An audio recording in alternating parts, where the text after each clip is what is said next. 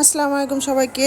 এই টার্সেলগুলো তোমরা যারা তৈরি করতে না পারো, তো আমার এই ভিডিওটা ভালো করে দেখো, তাহলে এই সুন্দর টার্সেলটা তোমরাও তৈরি করে নিতে পারবে। তো প্রথমে দেখো, আমি দুই কালারের দুইটা কাপড় নিয়েছি, সেটা গোল রাউন্ড করে কেটে নিয়েছি। কাটার পরে চারিপাশ থেকে দেখো আমি সুন্দর করে সেলাই করে নিয়েছি।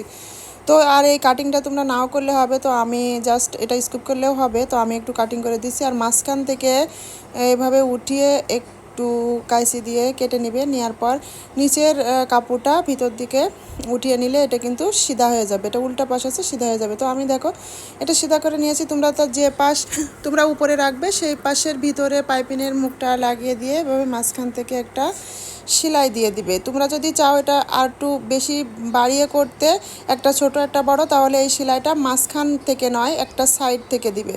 তো সাইড থেকে দেওয়ার পরে সুন্দর করে একটা ছোট একটা বড় হবে। তো আমি সমান করে রাখবো বিধায় তো আমি এভাবেই করেছি। দেখো তোমরা সুন্দর করে ভিডিওটা ভালো করে দেখলে তোমরা অনায়াসে এটা বাসায় তৈরি করতে পারবে। আল্লাহ হাফেজ।